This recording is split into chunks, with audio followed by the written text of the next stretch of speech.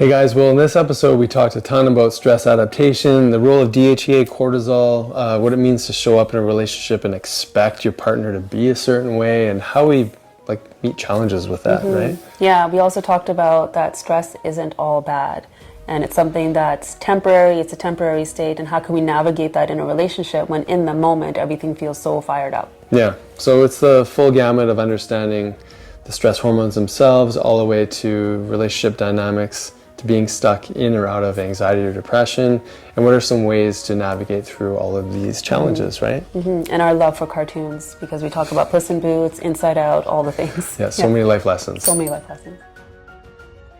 So one of the things I think that we've all really recognized over, maybe our own life or over the past few years is that community is so important, and having a safe space to really reflect on what's important, and obviously with regards to your health, but also just other aspects to life. Yeah, we've had different conversations with different guests, even our own patients and each other, about that safety piece, that without safety, healing actually can't occur.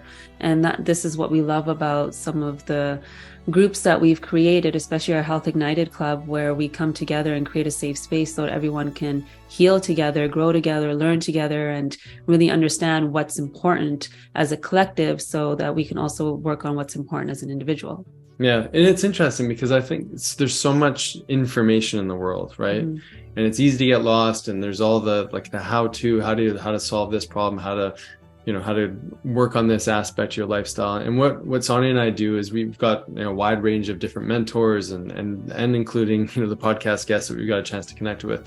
And so we get a chance to filter information, as we all do, down into our own unique parts in a way to articulate that into your unique lifestyle. And we found great value in being in mastermind groups and collaboration and learning from other people. And so the whole goal of our Health Ignited Club is to bring all of that wisdom into these communities.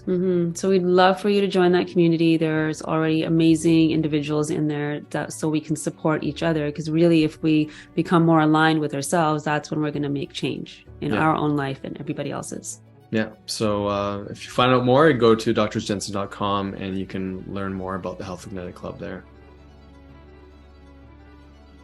I gotta say, I'm loving the chance to connect with you in this kind of way. It's been really nice.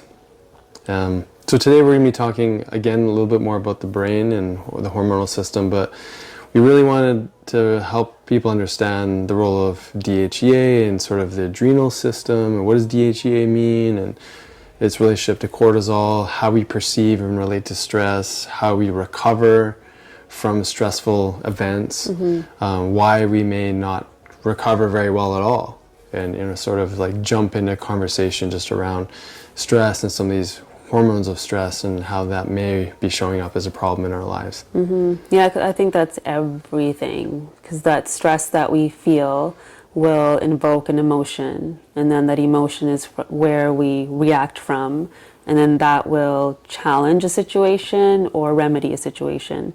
And so if we don't understand that link, that we're maybe stuck in a state of stress all the time, that's then influencing how we see ourselves, how we see our partner, and how we're relating to our children, then we're not going to be able to actually take our power back and control the mind, which is playing out all these scenarios that's creating even more stress. So there's stuff happening in our physiology, it's happening in our emotional body, our mental body, and then it impacts the relationship. And I think when we live there, it's so hard to make proper connection with somebody. Yeah. Because that's just the lens through which we look. And so being stuck in that stress-dominated, personality or experience is really how we see everything, right? Yeah, and when you're in it, you don't know you're in it either. Right. If it's always been your mode of operation, you don't actually know that you are reacting under a state of stress, or you're stuck in a state of survival because that's all you've known. You don't know anything different from that.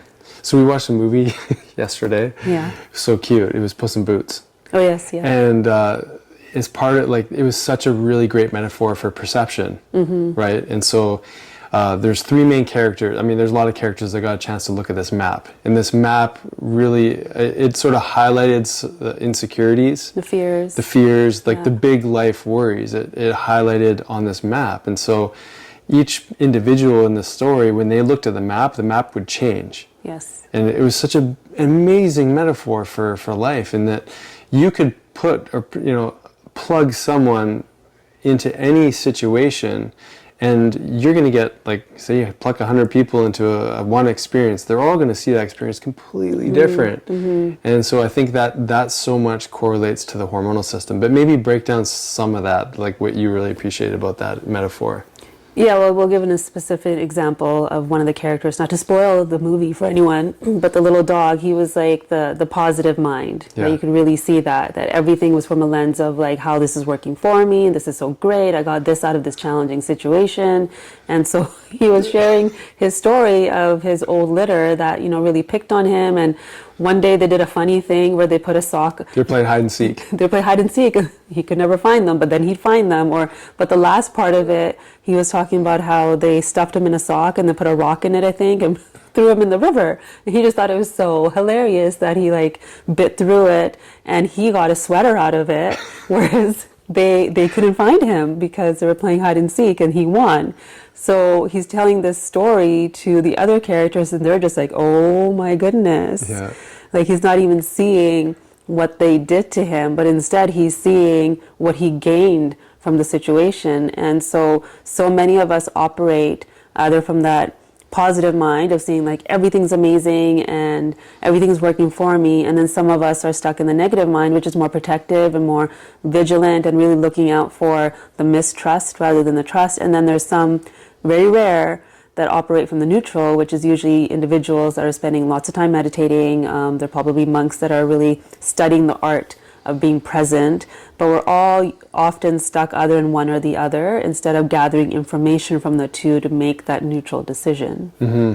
Yeah, one aspect we were watching that, especially this little positive dog, he's so cute, right? And one could look at that and go like, well, he's so disconnected from his trauma. Right. So, but that's not really what I got from it, you know? Because the story is so unique in that, like, he wasn't even aware that there was, it's like it wasn't on his reference range that there was anything bad in the world, which was like, what a beautiful place to be from. Like, he literally found the rainbow in the chaos. And so, I mean, this is like, there's so many conversations we could have just around that one theme, but there is a crutch that can be leaned on when we just look for the positivity. And that's like his character I resonate with a little bit because I'm usually someone who does look for rainbows. And I also know that really created some distance and not letting me be as vulnerable as I could be because I didn't want to go towards the pain. But this doggy is like, I mean, he had a completely different experience of that altogether. But just to round out the rest of the story, there was other characters that when they looked at this map, they saw the worst of the worst, their worst fears coming alive, and they would have to go through these treacherous, pathways to get to, the final outcome, like the star where they get to make their wish. But how fascinating was it to see just every character that when they experienced a portion of this map, they were living out a deep pain or a potential desire that they had. Anyways, there's so much amazing so many content. lessons in that movie. Yes, and then like the pivoting aspect too, when they had to go through those flowers that were they would the pocket full of posies. The pocket full of posies, and he found a way. Well, if you just smell them, they move out of your way and they actually support you. Whereas the other characters were chopping them down and they were running away from them. And then every time they chopped them down, like 2 or 3 more would grow back and look like they were going to attack them. Yeah. But the line was, you got to stop and smell the roses. Yeah. Right? Yeah, and like what we put out or the fears that we have show themselves to us, or we start attracting the same scenario to validate the belief that we have about a situation or the belief that we have about a certain stress or state will get validated with our experiences because of the lens that we're wearing at that time too. Yeah, in that lens, like, to relate back to hormones, it is a part of the hormonal system. So how we're seeing something is we're going to get that adaptation or that identical match hormonally, so that how we're perceiving the situation, our hormones are rising to that particular occasion to serve us for that way that we're seeing things. Like, isn't that so crazy? I mean, the absolute brilliance of the body to be able to do that, so that our brain is going to send that message of perception to the body, to our physiology, to wake up and send out a hormonal message to respond to how we're seeing things. So that, you know, and often in cases like this where one might see a monster, the other one sees this rose that just needs attention, like just needs to be smelt. And the hormonal profile from that one individual to the next, one is stuck in absolute fear and chaos and ready to attack or to run, or like that freeze, flight or flee, where the dog is just like, he's his testosterone's amazing, his estrogen's doing what it needs to do, his DHEA is perfect. Yeah. So what a great like metaphor to like discuss stress and perception. Right. So when we're in that survival zone, like you were talking about the fight, flight, flight, freeze. Why is this a tongue twister right now? I jumbled with that one too. When we're stuck in that, we're stuck in this high state of cortisol. And going back to our conversation last week, we didn't bring this up around the brain. So the female brain actually has an easier time with a chronic state, whereas the male brain is more set up for an acute state of stress. Not that females should be in a chronic state, but there's different ways that we can navigate it, which is different for men and women. And so if we're stuck in cortisol, I'll speak from a female perspective, what that means. So cortisol, like maybe, what is cortisol? Cortisol, so our stress hormone. So when we're under stress, the body will release cortisol so that we can combat that stress. So this cortisol is released from our adrenals so that we can support blood pressure, like dilates the pupils. It kind of gets response, us. So it works alongside adrenaline. So that initial response is adrenaline, and then cortisol comes in as more of that chronic stress state. And it's also part of our circadian rhythm. So it's the energy that gets us out of bed in the morning, and it needs to decline in the evening so that melatonin can rise, which is our sleep hormone. So it's part of our rhythm throughout the day. So it's a hormone that we need in certain spurts of our moments, but when it's stuck in a state of, when it's really high, for women it's going to lower your progesterone. And progesterone is a hormone that makes you feel at ease. It's anti-anxiety, it's anti-inflammatory, it regulates our periods. For menopausal women, it regulates your nervous system. So when that's... helps the brain too, right? It helps the brain, it's anti-inflammatory in the brain, it helps to absorb GABA in the brain. So when that's low chronically, we're going to have symptoms like the hot flashes, the night sweats, the fibroids, the weight gain, brain fog, the anxiety, the brain fog, like all of these things start to show up. Irritability towards a partner. Yes, exactly. So all these things start to show up because we're stuck in this state, and the body's constantly pushing that progesterone into cortisol. Well, isn't it fascinating too? Like, I mean, it's important to differentiate the polarity of cortisol. It's not bad. It's not. And in fact, it's actually probably more good than it's actually bad. It's just it's a matter of how prolonged it is, you know, winning the hormonal expression. Yeah, well, it's responding to your environment. So if your environment internally is one where there is fear, there's emotions that are carrying out this like state of survival and anger and all, you know, like some of these kinds of emotions, all it knows to do is to rise so that it can support you. So it's not the cause of the problem, it's a result of how we're living and how we're eating, how we're breathing, how we're managing our emotions as well. Yeah, and I mean, another one that we didn't bring up was like cortisol's role in sort of suppressing immune response, right? Like the heavy steroid prednisone, they give that often for, you know, autoimmune to asthma to very aggressive inflammatory situations inside the body, even some transplant, you know, anti-rejection stuff, because they're trying to shut down the immune response. And it's also managing inflammation too. So that it plays some critical roles, and it gets overexpressed for elongated periods of time, and in some cases it burns out. So there's this opposing hormone, DHEA, right? So let's talk a little bit about how that correlates to this stress hormone. Well, it's called anti-aging hormone because it has an inverse relationship. So if cortisol goes up, DHEA goes down, cortisol is nice and low, DHEA will be high, and this DHEA can turn into your estrogen or your testosterone, which we've talked about before are really important hormones for both males and females. And so DHEA, you have the 4Ms that you like to talk about. Yeah, mind, mood, memory, metabolism. Yeah, so it's controlling that whole aspect of your body and your system. So if cortisol is always high, you're always under a state of stress, you're constantly depleting that DHEA, so then it's going to impact the mind and the memory and mood and mood and metabolism. metabolism. Yeah, and I mean, aren't all of those things that tend to, deteriorate as we age, right? Right. Like they just do. Like, I mean, you compound, like compound interest, you compound stress, and we constantly take from tomorrow to use for today. That's sort of like the way that I look at DHEA. We're constantly asking to pay off that interest, that debt with our DHEA. And when it depletes to such a degree, our ability to, be resilient and overcome, a stressful or strenuous exercise, to a challenging argument, to the lack of circadian balance or lack of good sleep, DHEA is really there as a resiliency hormone. That's the way I see it. It's our ability to bounce back. And for so many people, this chronic state of perceiving stress, but also physical stress and harm and whatnot, DHEA definitely drops. And our ability to resolve that inflammation, that challenge, is really depleted. So you said perceived stress. What about anticipatory stress? Do you feel like it's the same reaction in the body?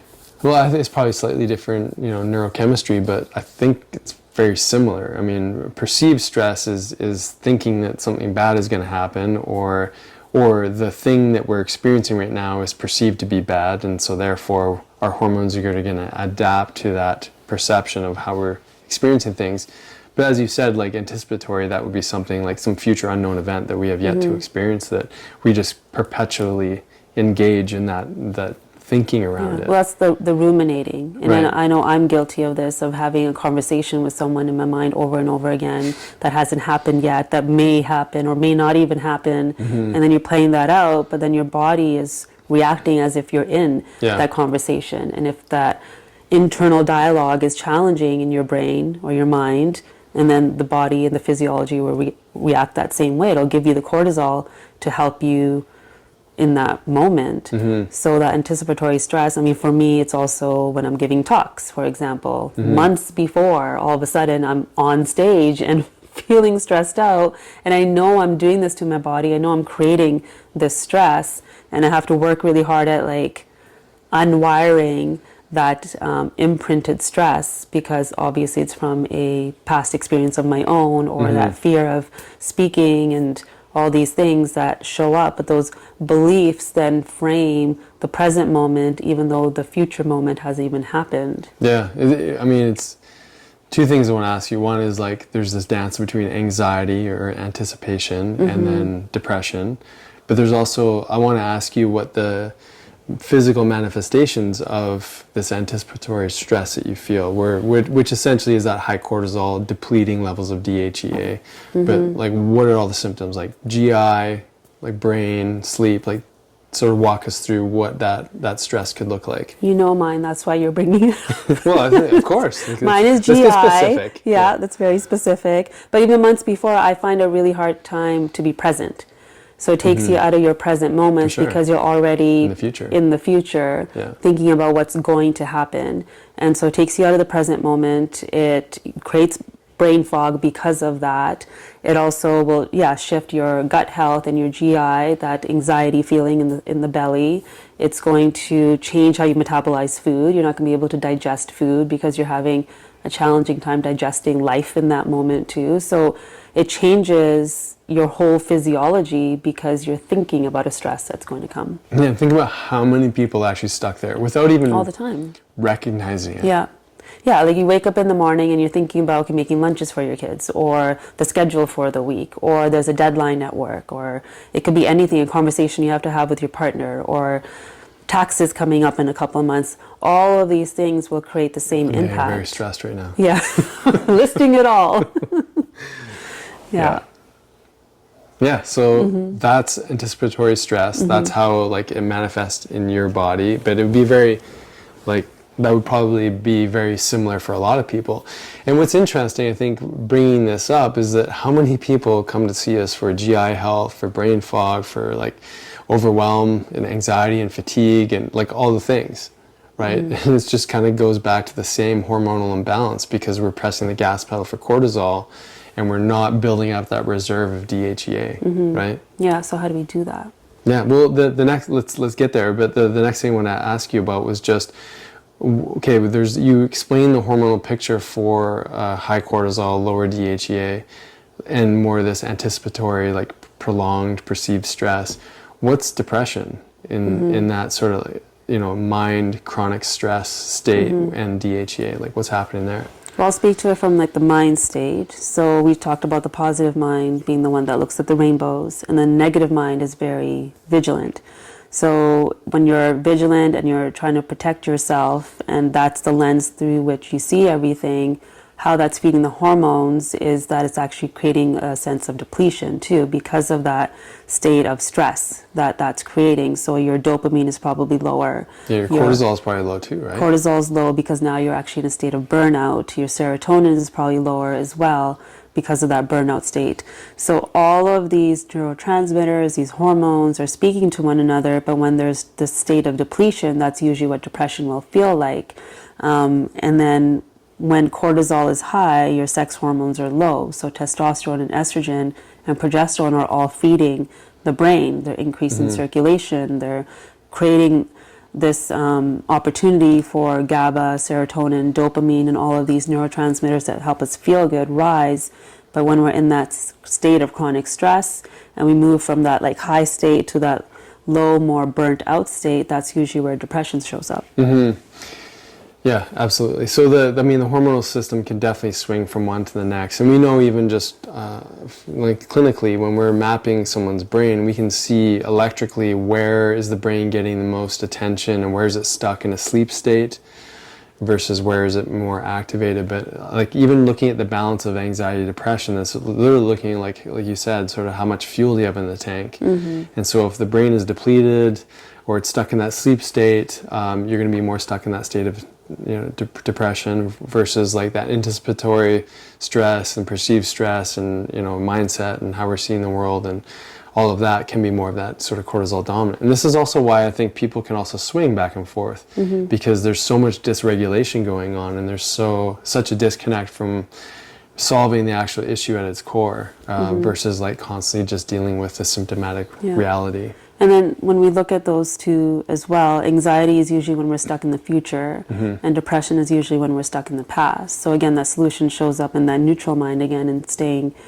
present in this moment so that we're not playing out the scenarios of what happened or what didn't happen, what could have happened to like what may happen in the future. So again, it goes back to that like how do we center that cortisol and adrenaline is to come back to right now. Yeah. So let's bring that whole picture into a relationship.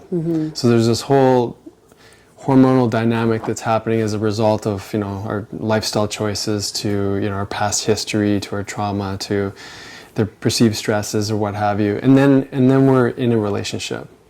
Someone else is going through the exact same their own exact same perfect storm of experiences, and so much challenge can show up in a relationship because we just don't know where each other are at hormonally speaking.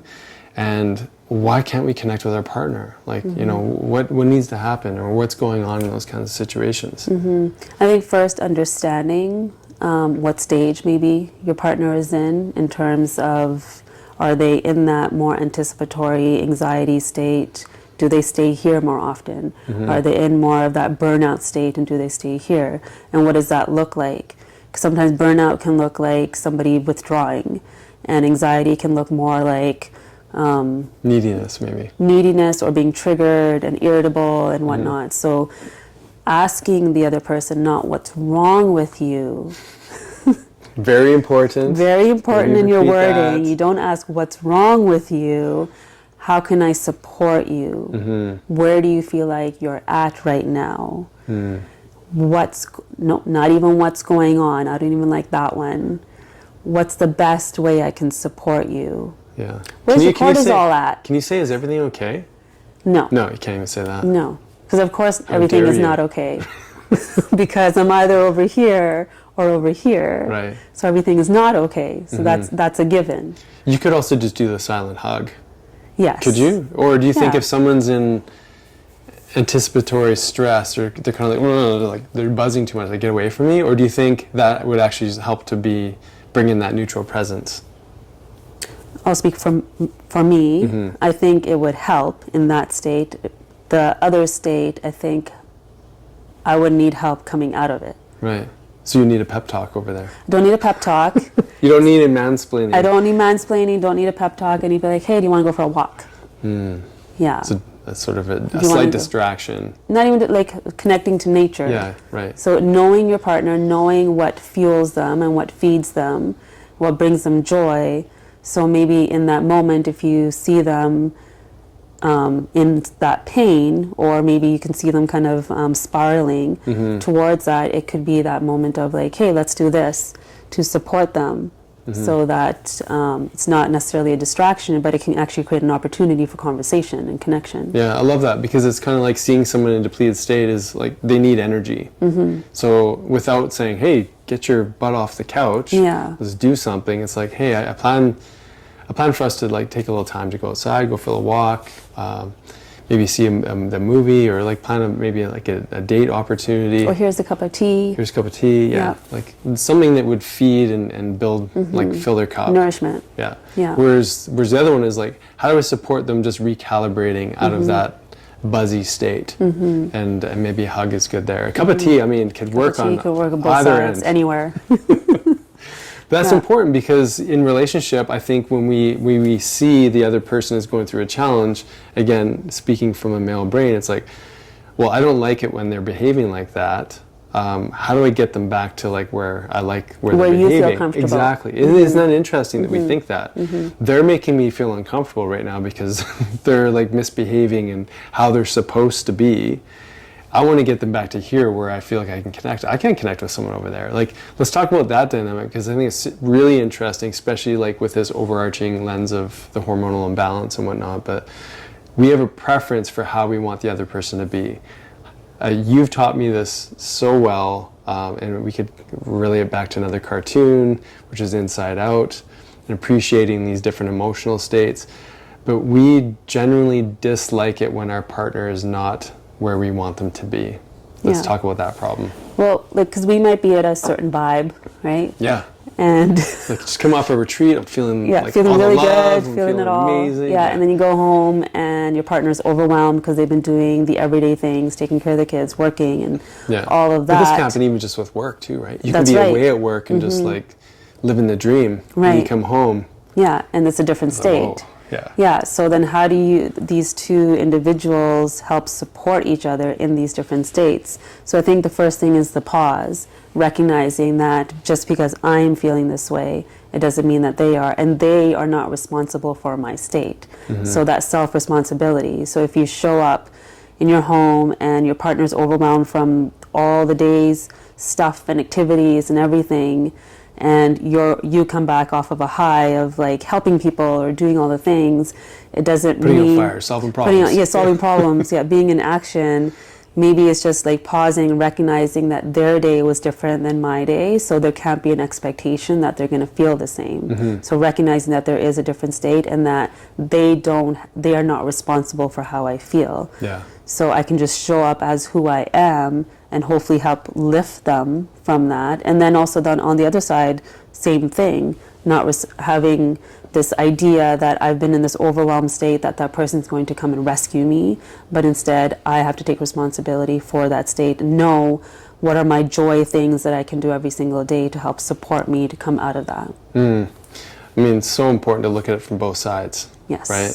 And we could flip the whole entire scenario in the sense that like maybe someone feels depressed going to work and the person at home is like living the dream, right? But to your point of like, how do we reference that while I'm in this situation, me personally, I may be feeling a high, and my partner may not be there. It's not about how do I get them to where I am. It's like, how do I just like sit with them, maintain my integrity of still feeling that joyous vibration or whatever that is, and still be able to sit with someone. And that's for me what that movie did was, I think joy and sadness were in this sort of like epic moment in the movie where joy finally got it. Like that sad was a superpower. Can you speak to that? Because that's huge. Yeah, I think just like relating that to stress is often we are stuck in a state of stress because we're trying to do whatever we can to not be in pain, to do whatever we can to keep ourselves busy because we want to stay distracted from the real things that are happening and or the emotions that we're feeling. So I think being able to sit with sadness, being able to sit with grief, because grief is happening all the time in all different layers and levels. And if we can sit with that, we can move through it and with it. But if we try to ignore it and think that everything is supposed to be rainbows and butterflies, that puts a whole other realm of expectation on your day. Because there are moments of sadness. There's moments of loneliness. There's moments of all of that. But as a culture, we've been told that that's actually bad. What's wrong with you if you're feeling depressed? And yes, there's clinical depression, absolutely. But it's okay to feel sad. And I think it's important to feel those polarities, to understand that without sadness, there wouldn't be happiness. Like we have to understand those two have a role together. Yeah, oh, definitely. I can't help but think of like the line, or so this quote is like, this too shall pass, right? I think that we crave the joy, we crave the highs, the excitement, and you know, we can linger in that state of needing joy, of needing to be happy, and it's a really interesting, you know, way of looking at things. Well, that'll pass too. Like I think an overexpression of someone who's needing that joy is like constantly looking for the next thing, that thrilling thing, or maybe even in a relationship, recognizing that that person's not there meeting you in this state of like high vibration, and so you're going to go look for someone else, and so that ecstatic escalation of joy can actually lead you down a real uncomfortable road, which would take you back to grief. And maybe it does that, so you go into grief and go like, oh, this is the thing that was missing in my life. Right? Hopefully I didn't take down too much of a tangent. No, I think you touched on an important point, because those are the ups and downs that relationships move through, and we had this conversation over the weekend too. It's like every relationship is going to have its high, it's going to have its low, it's going to have its medium, it's going to have all these things depending on the seasons and the stages. But when you're wired, or your desire is only to be at the level of the heightened high, then when the lows show up, it feels like there's something wrong. Instead of knowing that that's just, it's transformation, it's temporary, it's all of that is part of what's going to help you grow. Instead, we're looking for that instant moment of happiness. Yeah, and obviously in the social media world, or like the instant gratification, we saw this one comedy show, I don't want Amazon Prime, I want Amazon before. Like I wanted to show up in my house before I even thought about it. Like we want things to happen so quickly, and so in this world of chronic, you know, expectation of things needing to be a certain way, we can try to sit and push for that joy without having the contrast. There always needs to be a way to balance back so we can find neutrality. So because you have a capacity to really be able to sit in the darkness, you know, you have a capacity to see that, to appreciate it, to sit with someone in that very easily. What's it been like for you to like also step into joy? Like how do you find flow in the seasons? I have to choose it every day. It's not easy for me. Like it's so much easier for me to be in the sadness. It's so much prefer watching a Bollywood movie and crying my eyes out. Which we did last night a little bit. But so for me, it's an everyday, it has to be a choice. Like I have to work really hard at like seeing, oh yeah, that does bring joy. Oh, I can feel that happiness, and it's okay. That it's not going to be taken away in an instant. So I have to make a choice every day. And I think most people do, but we don't recognize that it's a choice, that we think it should just happen to us. Yeah. That's an interesting, I mean, it's like the sort of the constant thing that we see clinically is that, oh, I want more energy. But we're not really willing to do anything to get more energy, right? And definitely there can be some people who are just chronic fatigue, and there's much more serious things going on. And there's also this reality that we're expecting things to show up without actually doing any of the work. And this is something I think that the reason like you and I have this loving, you know, most of the time relationship, that we're able to connect on this level because we've taught each other like these contrasting points. And I also think that's probably part of the draw. It's like there's something dark and mysterious about you, right? There's something maybe like bubbly and like that very little Care Bearish over there.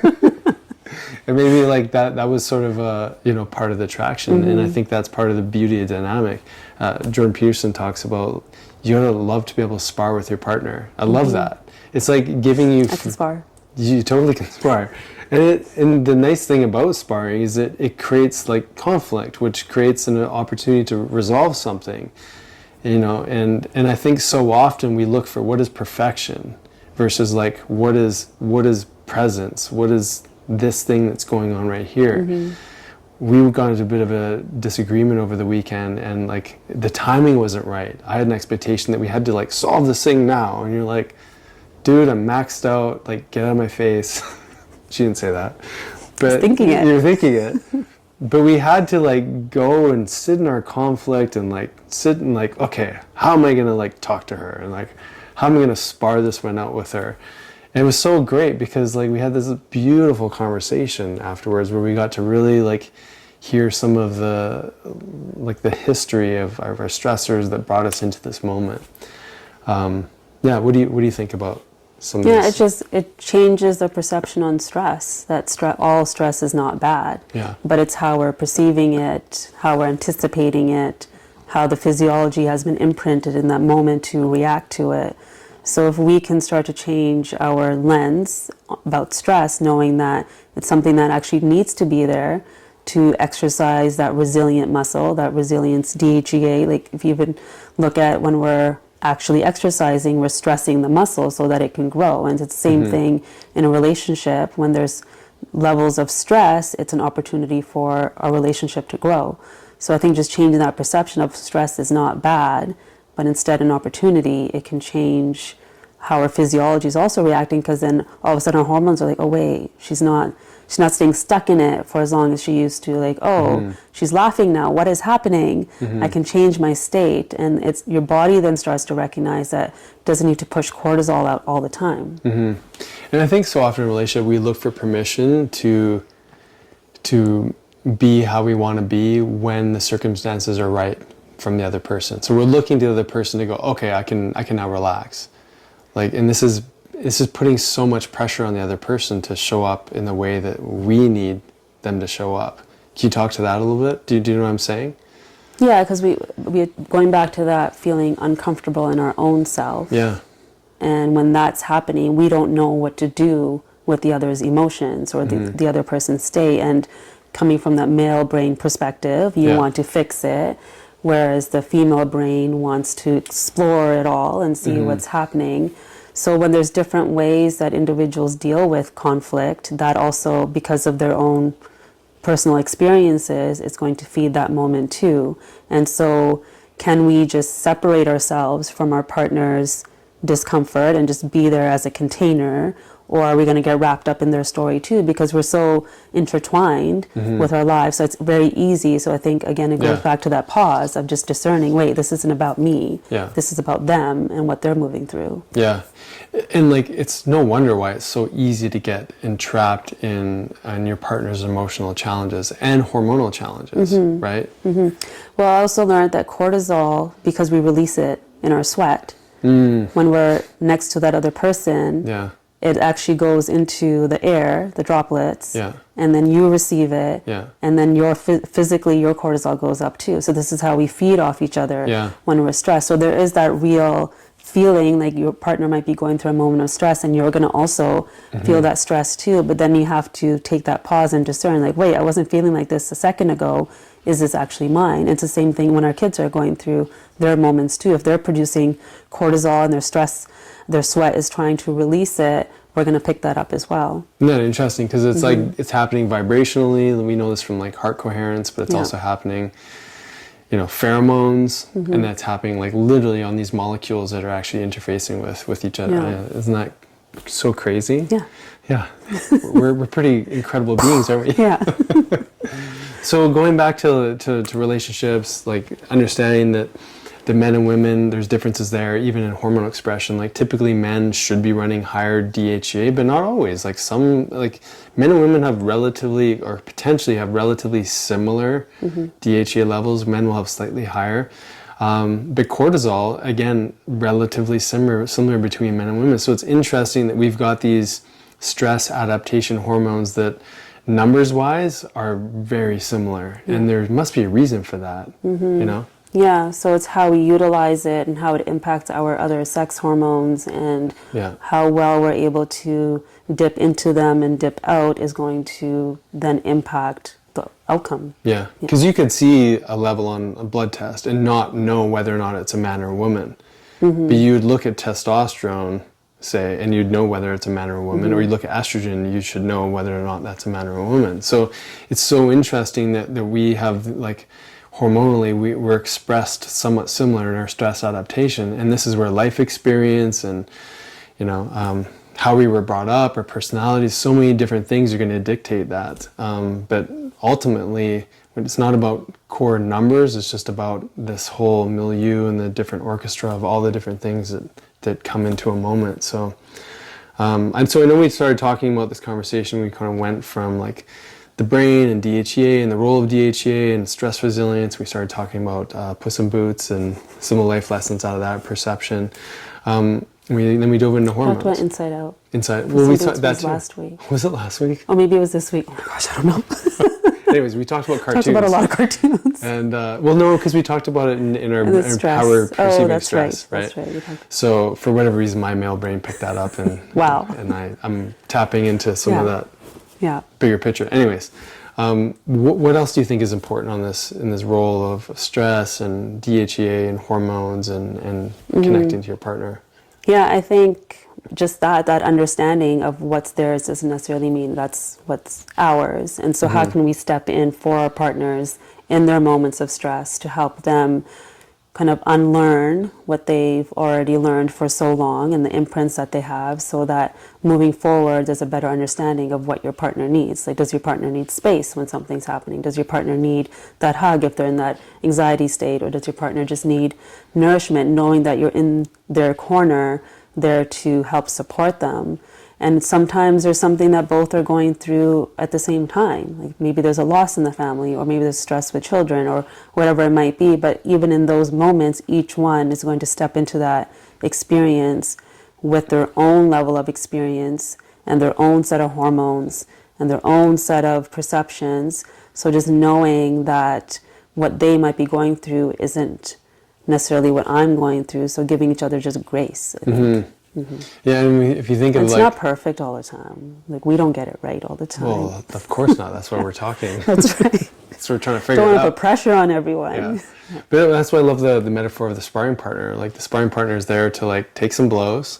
Yeah. Right? It's there to, like, maybe fake you out over here, distract you.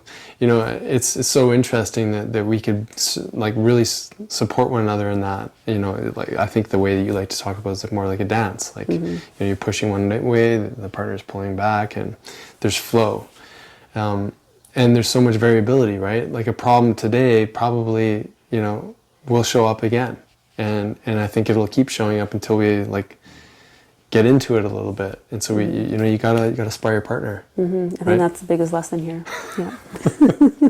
The stress isn't all bad. Yeah, and the interesting thing too, I think maybe in the past, and you've taught me so much, like I said, I have been more like wanting to be that teacher of like wanting to like, no, this is how it is.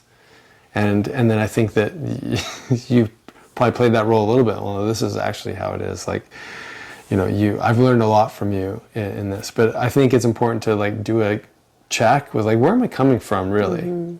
Am I just trying to like prove my point? Am I, you know, and so I think something that you and I do well when we have that pause moment is like, actually, ultimately, I just want connection. And so what does it take to get there? What point am I trying to prove? What am I defending that I am not even paying attention to? You know, what am I attacking you for that I'm not seeing within myself? Like, there's so many interesting dynamics in this dance and spar with a relationship. Yeah, so I think the overarching theme here or lesson from this conversation is that one, stress is there, it will always be there, but how we understand it, how we perceive it, how we respond to it is what's going to then shift our relationship with ourselves, with our partners, and that we can have control over that. And stress isn't bad. Yeah, but at some point along the way, we probably lost our ability to adapt to it. So how do we find ourselves back biochemically, lifestyle, connection? How do we support? Like I said, I like to say, pull as many levers as you can to support the whole. And that's it. Love it.